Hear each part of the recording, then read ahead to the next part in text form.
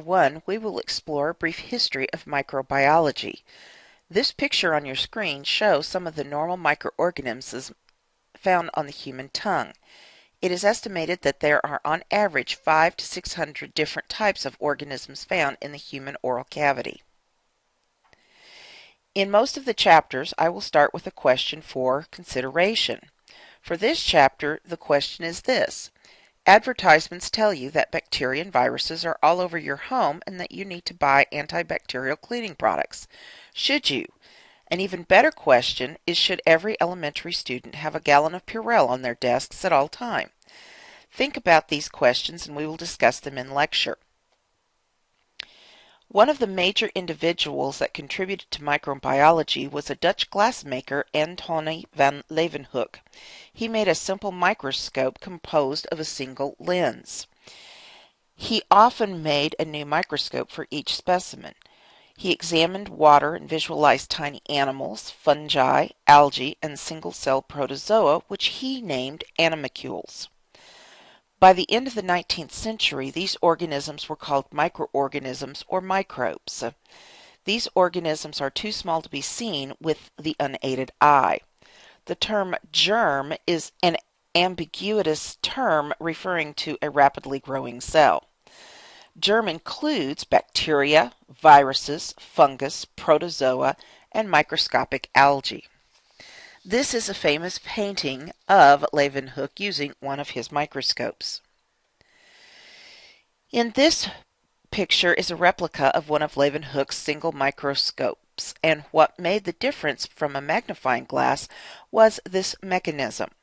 This allowed the ability to focus on the specimen holder, what we call the stage today. This figure also shows some of Leeuwenhoek's drawings of his animalcules.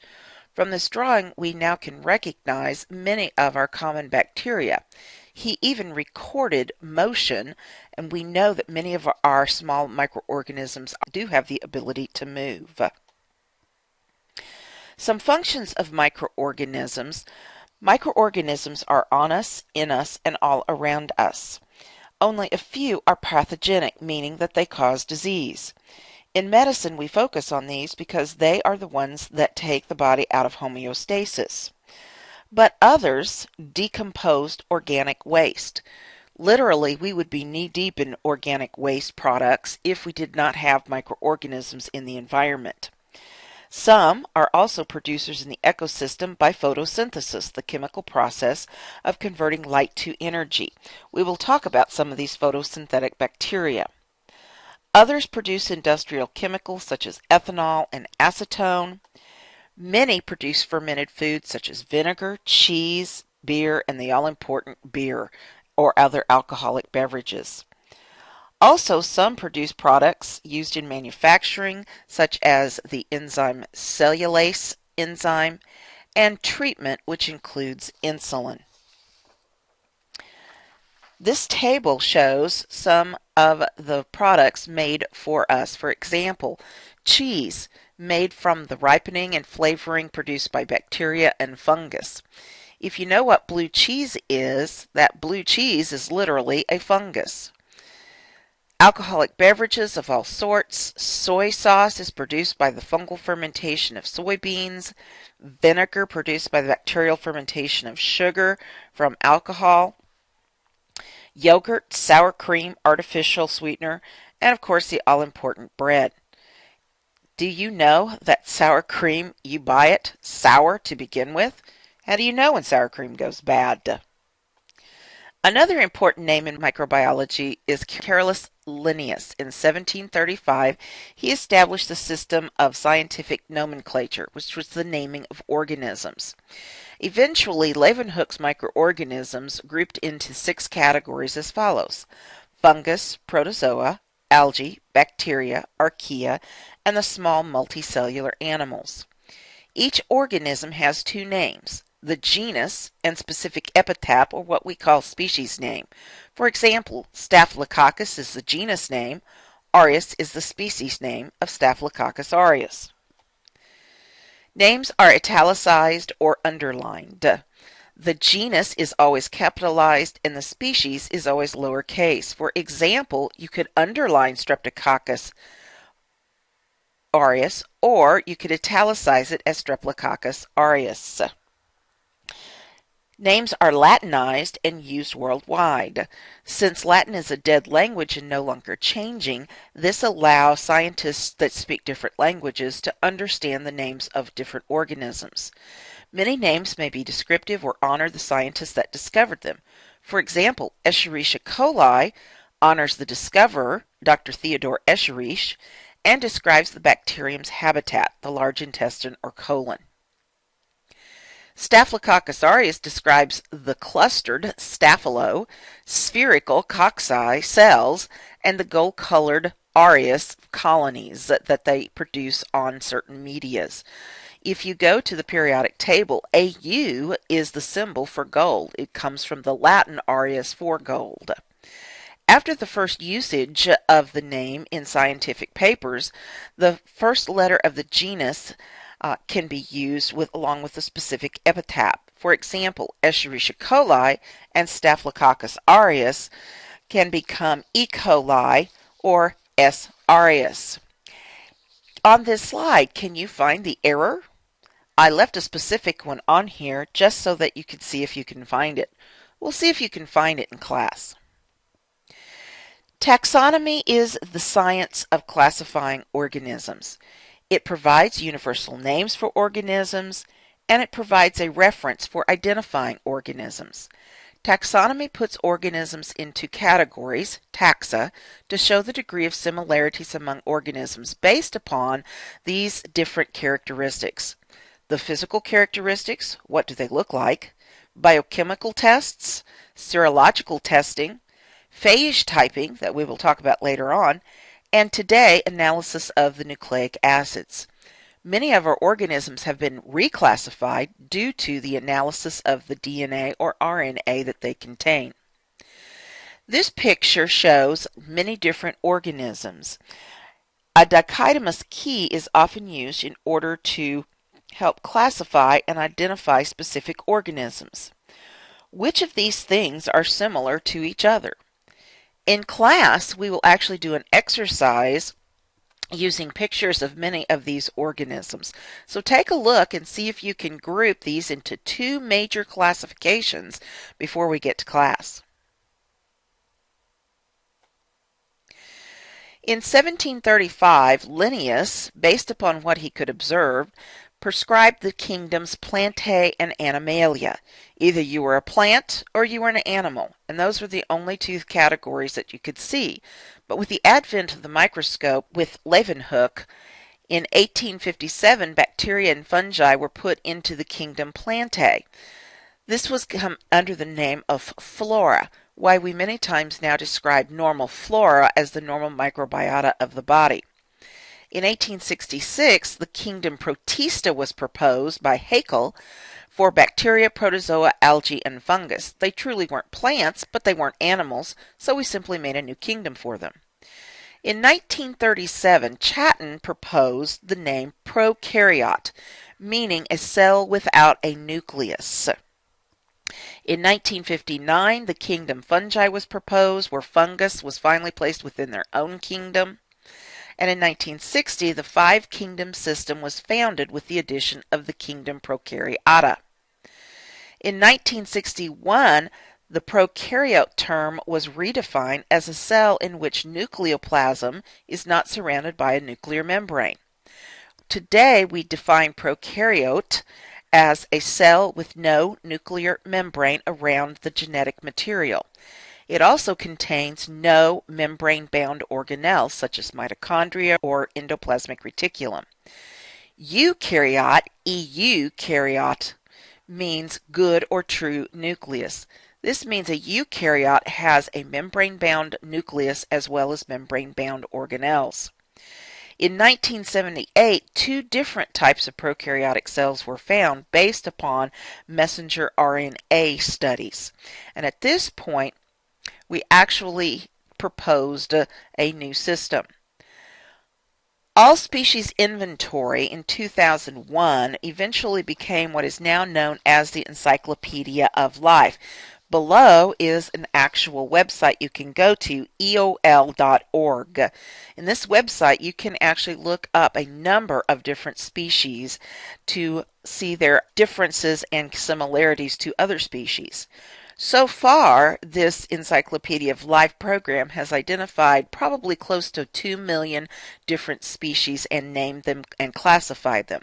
However, its estimated numbers range from between 10 to 100 million different species upon the Earth. Phylogenetics is the study of the evolutionary history of organisms. Each species retains some characteristics of its ancestors. So we can group organisms according to common properties, and this implies that a group of organisms evolved from a common ancestor. In looking at phylogenetics, we look not only at the anatomy or the physical characteristics, but fossil records and ribosomal RNA. Today, we have the three-domain system. This was based upon the discovery of three cell types with differing ribosomes.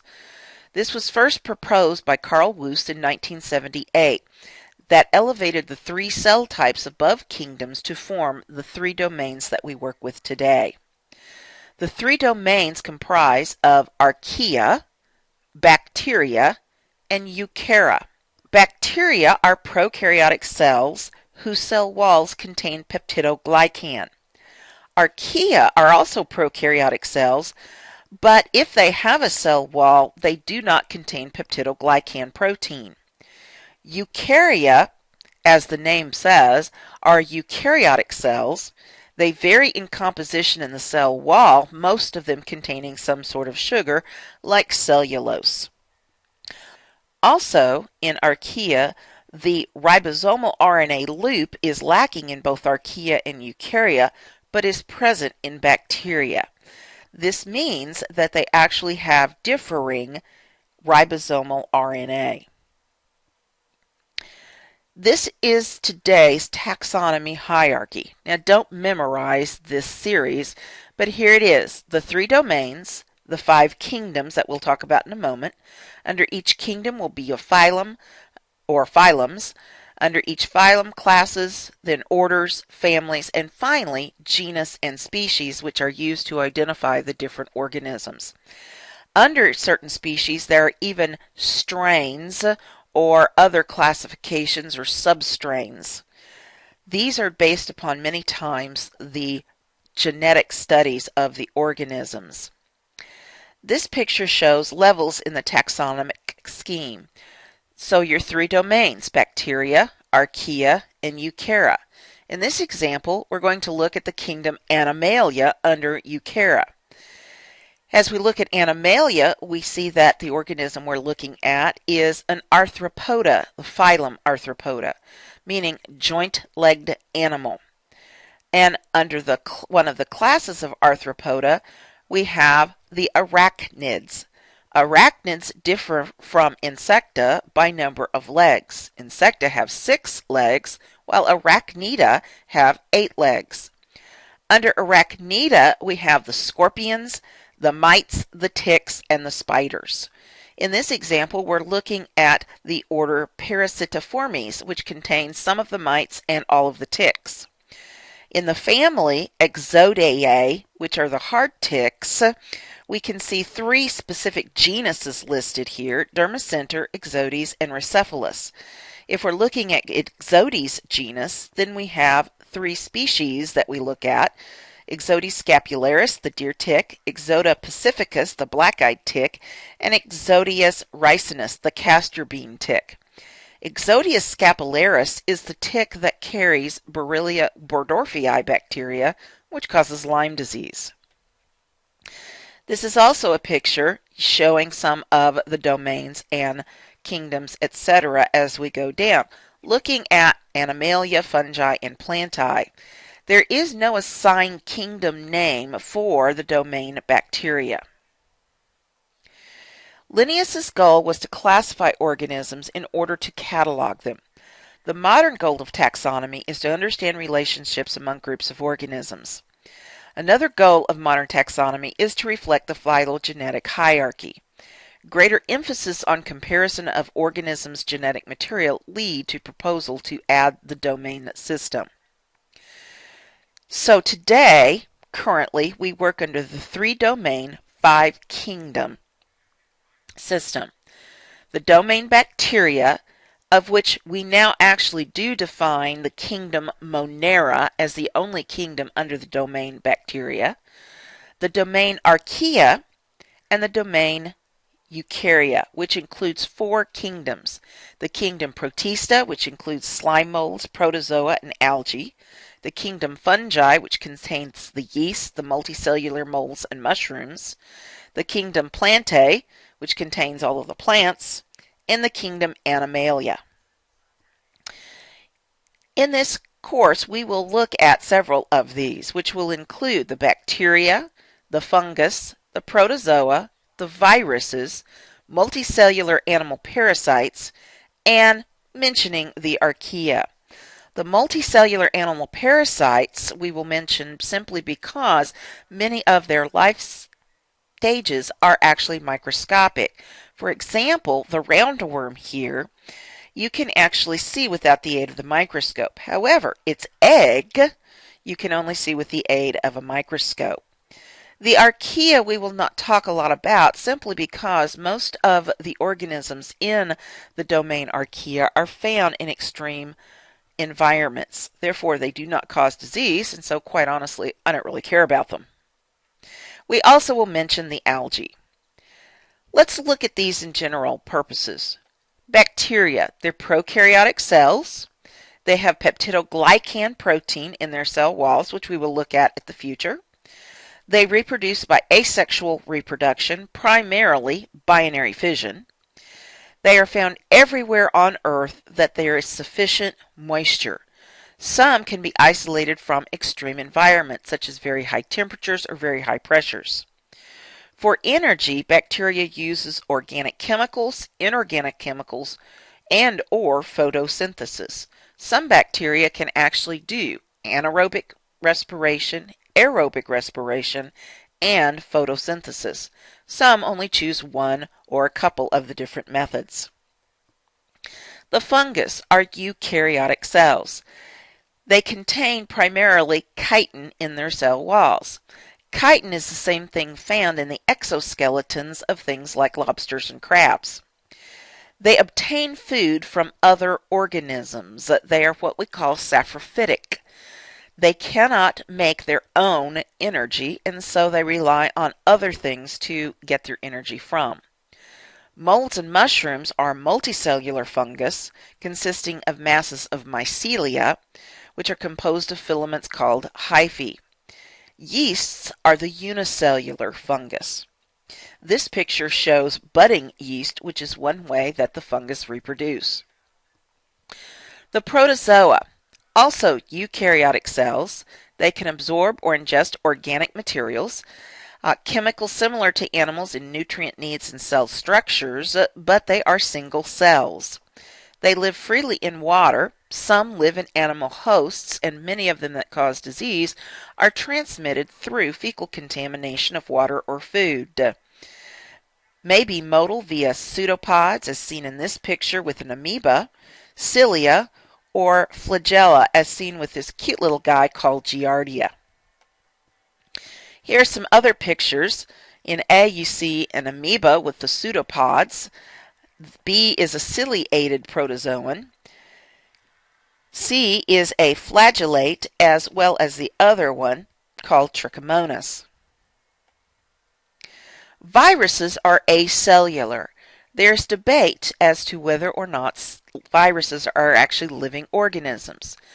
On their own, viruses do not do all the characteristics of living cells. However, they do reproduce once they are inside a living host cell. They consist of either DNA or RNA as their genetic code. The core of genetic material is surrounded by a protein coat called a capsid, and the coat may or may not be enclosed in a lipid envelope, such as this figure here. Viruses are replicated only when they are in a living host cell. They literally take over the host cell and produce more viruses. In this picture, you can see one of the host cells, the T cell for the human immunodeficiency virus, shown here in red. This virus is a bacteriophage or bacteriophage that infects bacterium. These are unique viruses in the fact that their host cells are bacterial cells. Multicellular animal parasites are eukaryotic cells. They are multicellular, and these include the parasitic flat and round worms known as helminths. In these two pictures, you see two examples of the roundworms, heartworms that we see in animals, and the roundworms that we can see in both us as well as animals. Why these multicellular animal parasites are included in microbiology is because many of their life stages are microscopic, such as eggs and larvae. This example is a very long tapeworm, and I included this advertisement from many years ago where it says, "Fat, the enemy that is shortening your life, banished." How? With sanitized tapeworms. Yes, they once were sold as a diet aid. Unfortunately, they've come back as one of these as well. Wouldn't recommend this. The archaea, prokaryotic cells. They do not cause disease because they cannot exist in us. They tend to live in extreme environments. They lack peptidoglycan protein in their cell walls if they have a cell wall, and living in these extreme environments mean they are difficult to study. Of the three that we know a lot about include the methogens, which live in methane gas environments, the extreme halophiles, which live under extreme pressures, and the extreme thermophiles, which live at extreme temperatures. Many of the archaea are found in volcanic vents in the seafloor, high pressure, and very high temperatures. The algae are eukaryotic cells, and they can be uni or multicellular. They can contain cellulose in their cell walls. They do photosynthesis. That's why most of them are green. However, there are other colors of algae. They produce molecular oxygen just like plants because they use photosynthesis and other organic materials. We see a lot of the algae on the ponds around this area. This picture shows a goose in the algae, and they actually will eat this. Simple reproductive structures are categorized based on pigmentation, storage products, and composition of their cell walls. For example, here in A we have a spirogyra. In B we have diatoms, which are algae, and they are unique to each body of water they are found in. And in D is a very common algae that we see in pond scum around here, known as volvox. In 1665, Robert Hooke reported that living things were composed of little boxes or cells. In 1673, the first microbes were observed by Anton van Leeuwenhoek, described as animalcules. In 1858, Rudolf Virchow said cells arise from pre-existing cells, which became known as the cell theory or biogenesis. All living things are composed of cells and come from pre-existing cells. This led to a debate. Scientists searched for answers to 4 questions. Was spontaneous generation of microbial life possible? What caused fermentation? What caused disease? And how could we prevent infection and disease? Some philosophers and scientists of the past thought living things arose from 3 processes: asexual reproduction, sexual reproduction, or from non-living matter. Spontaneous generation actually arose from a theory proposed first by Aristotle, the Greek philosopher.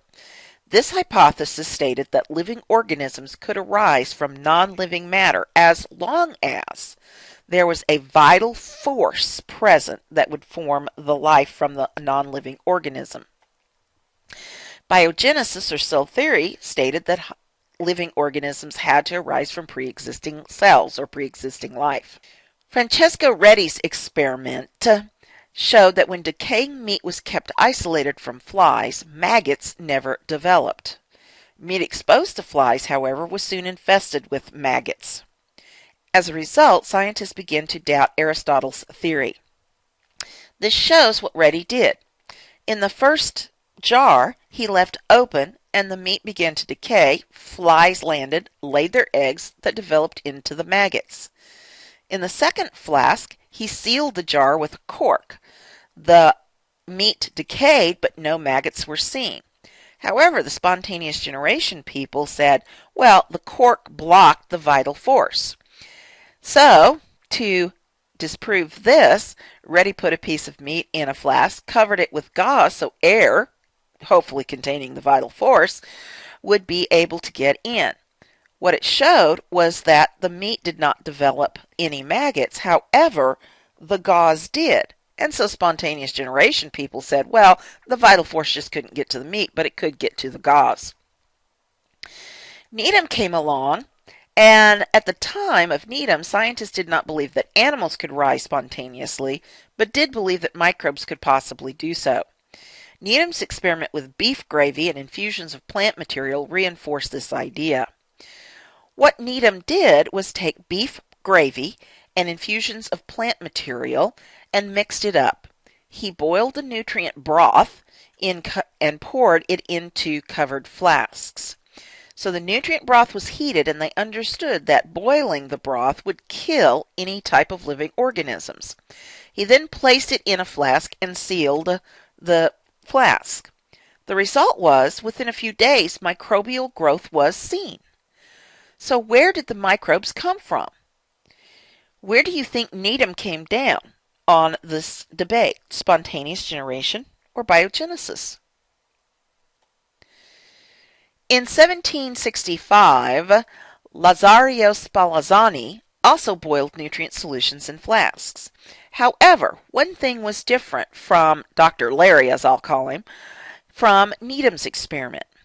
Dr. Larry put the nutrient broth in the flask first, boiled it, then sealed it. What he found was no microbial growth occurred. Which side of the debate do you think Dr. Larry came down on? In 1861, Louis Pasteur, another big name in the golden age of microbiology, demonstrated that microorganisms were present in the air. He basically built on Needham and Dr. Larry's experiment. He took the same type nutrient broth, placed it in the flask, boiled it. He sealed one flask, but did not seal the other flask. The flask that was not sealed showed microbial growth, while the flask that was sealed showed no microbial growth. This pretty much was the final nail in the coffin for spontaneous generation. However, the spontaneous generation folks said, well, when you seal the flask, the vital force couldn't get in. So Pasteur went one step further. He actually took the nutrient broth, poured it into very long-necked flasks, boiled the nutrient broth, and then bent the glass stem of the flask so that air could move in and out, but did not seal the container. And the infusion remained sterile indefinitely. In fact, for months to years, no microbial growth was seen. What was noted in the first S of the bend of the glass, dust had settled, and it was shown later that this actually did contain microorganisms. It just simply could not make the entire trip over the next curve. And this finally did put spontaneous generation to rest. This brought about the scientific method. The debate over spontaneous generation led in part to this development of the scientific method. Observation led to questions. When the pile of trash developed rats, where did the rats come from? The questions generated hypotheses. The hypothesis was tested through experimentation. That was repeatable experimentation, by the way. And the results proved or disproved the hypothesis. If they proved the hypothesis, eventually through repeated experimentation, it was accepted as either a theory or a law, or it would reject or modify the hypothesis. In this chart, you can actually see the flow of scientific method. Observations lead to questions, which lead to hypotheses. Experiments occur, including control groups.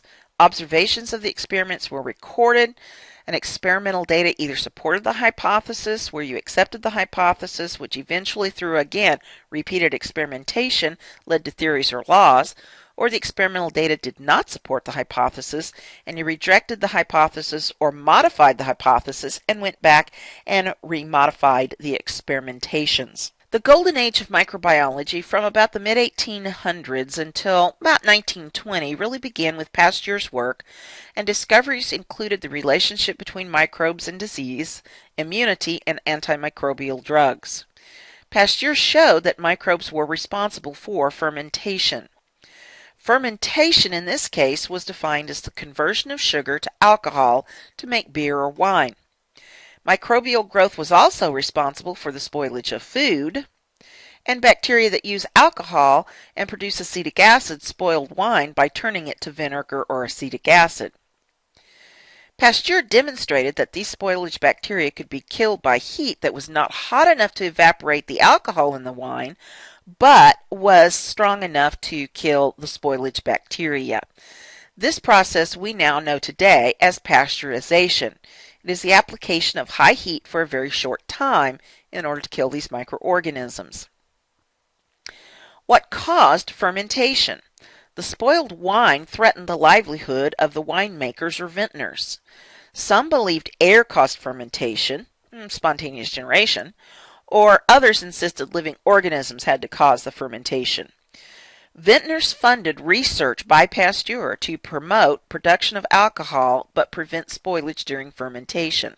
This was probably some of the first publicly funded research that was ever done. This debate was linked to the debate over spontaneous generation versus biogenesis. Pasteur's application of the scientific method was this: spontaneous fermentation occurs, was the first hypothesis. He wanted to clear that one up immediately. So, he boiled the wine and the flask, sealed it, no fermentation occurred, the juices remained free of microbes, but it didn't turn to wine either. So, he rejected the first hypothesis. Modified the hypothesis. Air ferments grape juice. He then took one of his long neck flasks, boiled the wine, but let the flask remain open. No fermentation occurred, the juice remained free of microbes, and so he rejected hypothesis 2.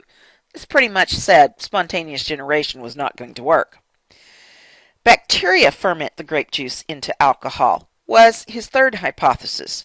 So, he boiled the juice in the flask and inoculated it with bacteria and sealed it. Bacteria was produced, however, acid was produced, not alcohol. So he modified hypothesis 3, that the bacteria fermented the grape juice into acids but not alcohol. In the fourth hypothesis, he said that yeast was responsible for the fermentation of the sugar into alcohol. So he boiled the juice in the flask, inoculated it with yeast, sealed it, and sure enough, you got wine. And so accepted hypothesis number 4, that the yeast was what was fermenting the grape juice into alcohol.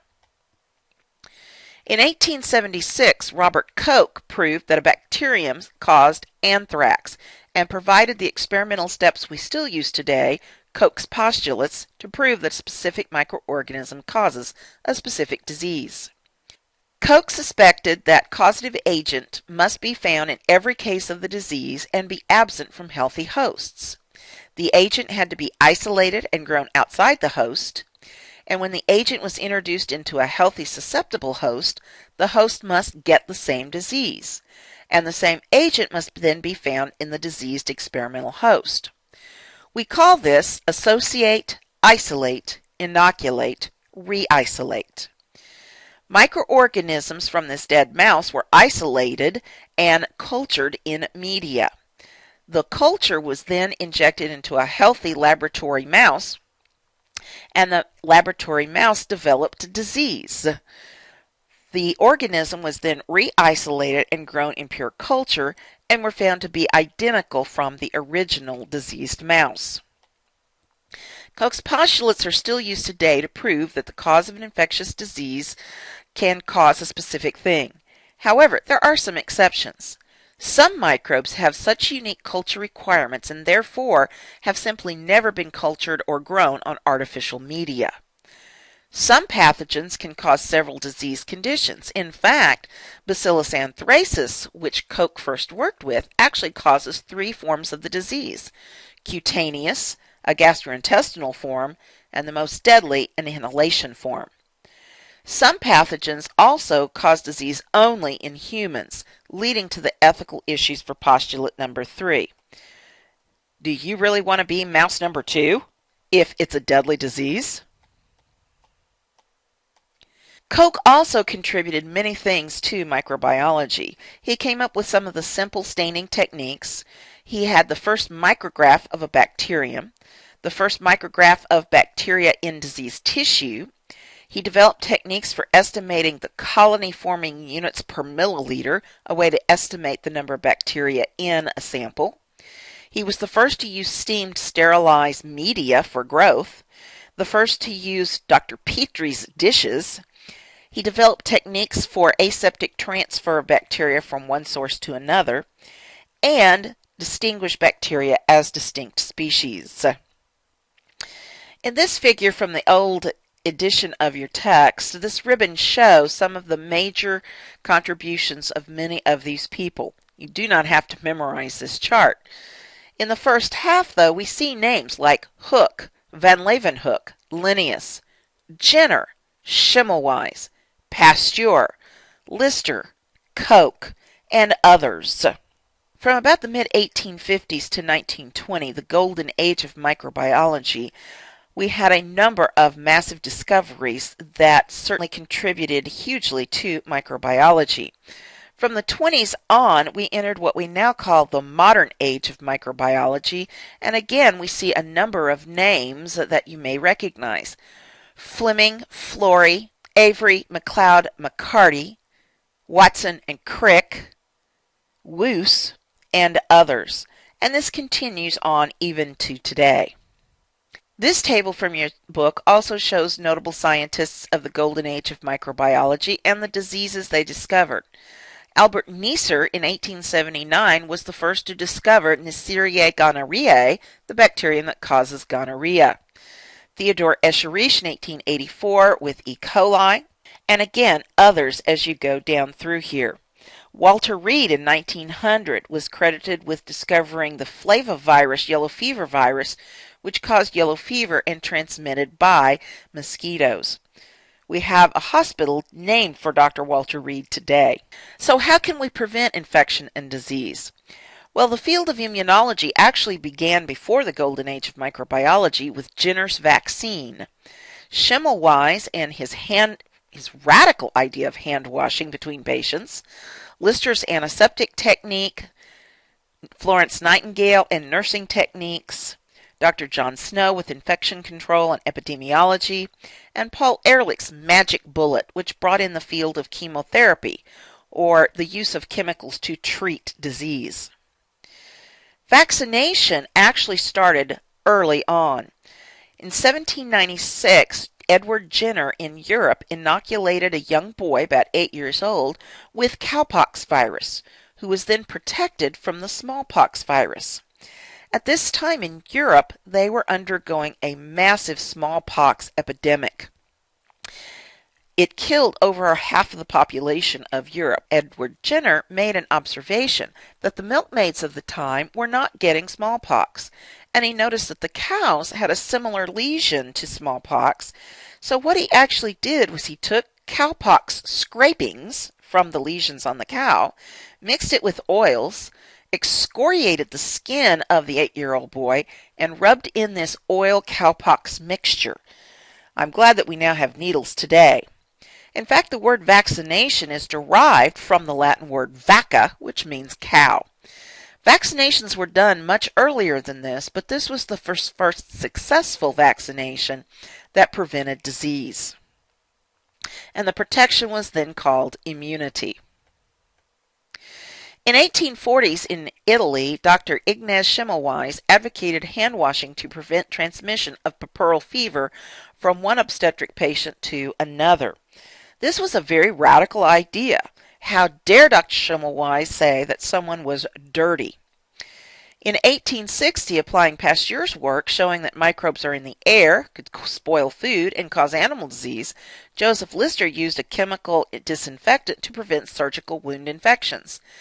This actually you can still get today. It's known as Listerine. Epidemiology is the study of where and when diseases occur. The Centers for Disease Control and Prevention, or CDC, is the major organization that collects and analyzes epidemiological information in the United States. It publishes what's known as the Morbidity and Mortality Weekly Report, or MMWR.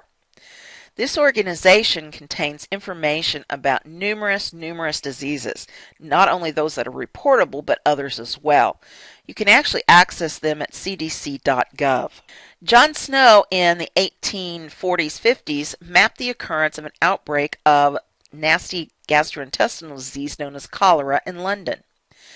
Ignaz Semmelweis in the 1840s also showed that hand washing decreased the incidence of puerperal fever among patients in the hospital. And Florence Nightingale, just shortly thereafter, showed that improved sanitation within army camps decreased the incidence of epidemic typhus within the camps. 3 types of epidemiology are used today. Descriptive is the collection and analysis of data.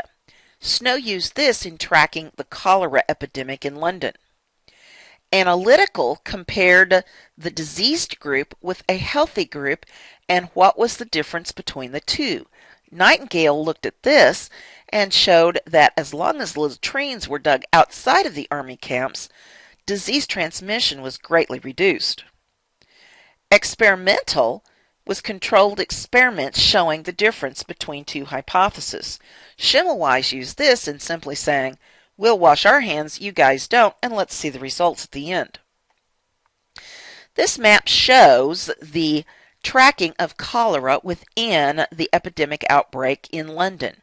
And what was shown was that a public well was in the center of the deaths of cholera. Right around the corner from this public well was one of the major workhouses. Now, during this time, they did not have indoor plumbing, and your plumbing was the actual street side. And what they found was that there was fecal contamination of the specific well. People were using this well water to do their bathing and cooking and everything else in their houses, and so this was how the cholera was spread. This pump was shut down, the workhouse cleaned out, and the cholera epidemic was slowed. Florence Nightingale studied mortality in the armies in the East from April 1854 to March 1855 and showed that non-battle deaths actually increased significantly during the cold parts of the year. This was shown that most of the armies were camped at a specific location, and unfortunately latrine facilities were usually right outside the tents because it was cold and they didn't want to walk very far. And so what happened was we again had fecal contamination of food and water. Semmelweis, with his radical idea of hand washing, every woman who has given birth in the last century owes a huge debt of gratitude to Dr. Semmelweis. He actually decreased deaths of OB patients within the hospital by this simple act of washing hands between patients. And of course today we know that this is a major way to prevent disease spread.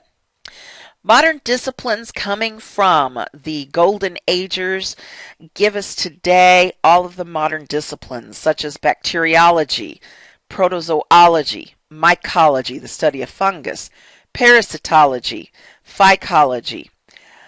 We still use taxonomy based upon Linnaeus's work. We look at infection control and epidemiology.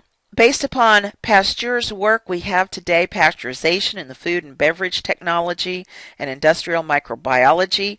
We have genetic engineering, etiology, virology, serology, immunology, chemotherapy, and pharmaceutical microbiology. All of these were based upon these pioneers in microbiology. This table shows some of the studies of the different organisms as well as process-centered studies, such as bacteriology, phycology, mycology, protozoology, parasitology, and virology. Process-centered include microbial metabolism, microbial genetics, and environmental microbiology. What are the basic chemical reactions of life? Biochemistry really began with Pasteur's work on fermentation and Buchner's discovery of enzymes in yeast extracts. Others contributed that said microbes were used as model systems for biochemical reactions because they were easier to study than higher order organisms. And this led to practical application. Design of herbicides and pesticides still used today.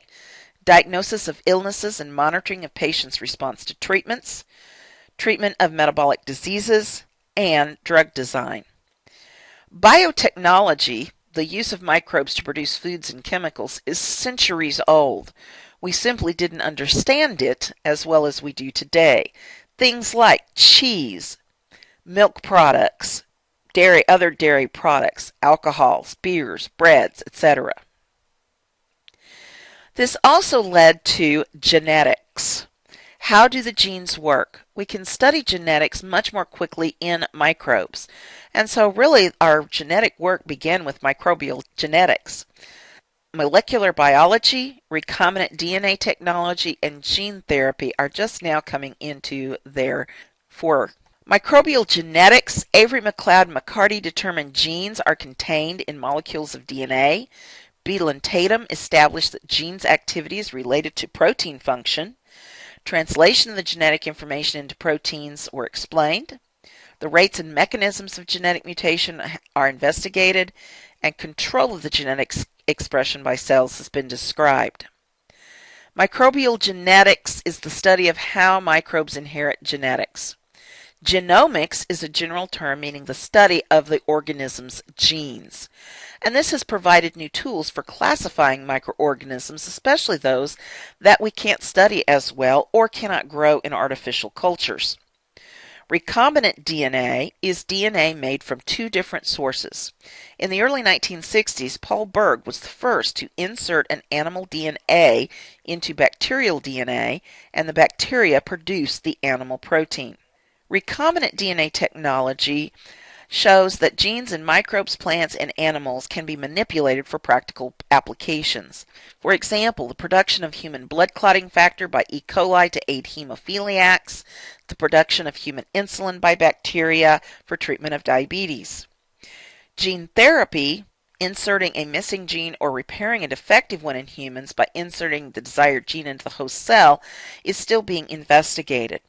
This is a lot easier said than done. First of all, you have to have a way to deliver the gene into the cell. You have to make sure that it is going to work once it gets in the cell and have the desired outcome once it is working. Molecular biology is the explanation of cell function at the molecular level. We will look at this in some detail. Pauling proposed that gene sequences could, 1, provide understanding of the evolutionary relationships and processes, 2, establish taxonomic categories to reflect these relationships, and 3, identify the existence of microbes that have never been cultured. In the past 50 years, we have identified many of those organisms that cannot be cultured outside of the human cells. Woos in 78 determined that cells belong to bacteria, archaea, or eukaryotes, and gave us the three-domain system based upon ribosomal RNA. What role do microorganisms play in the environment? I said that without microorganisms we would be knee-deep in organic waste material. Bioremediation uses living bacteria or fungi or algae to detoxify polluted environments. They can many times recycle chemicals such as carbon, nitrogen, and sulfur back into the environment for other uses. Bacteria can degrade organic matter in sewage. In fact, you can actually go to our treatment plant here in Springfield and see and get the list of the bacteria that they use for treatment in sewage water. Bacteria can also degrade or detoxify pollutants such as oil and mercury. The Deep Horizon spill that occurred several years ago in the Gulf of Mexico was not as bad as it could have been simply because they went out and put these bacteria on the ocean that had the oil in it, and the bacteria degraded that oil. Bacteria can recycle carbon, nutrients, sulfur, and phosphorus that can be used by plants and animals, and so we are dependent upon those microorganisms to help us. How do we defend against disease? Serology is the study of blood serum. Van Bering and Kitatso showed the existence of chemicals in the blood and cells that fight infection. This led to immunology, the study of the body's defenses against specific pathogens, which we also use chemotherapy, the use of chemicals, for treatment. Fleming is credited with discovering penicillin, which was the first antibacterial that was ever seen, and a few years later, Demock actually discovered sulfa drugs. The discovery of penicillin actually was a fortunate accident. Ernest Duchesne, a French doctor, noted that certain moles killed bacteria. He actually made this discovery 32 years before, in 1897, Alexander Fleming discovered the antibiotic properties of penicillin. But because he was a young doctor, his research went unnoticed by the scientific community.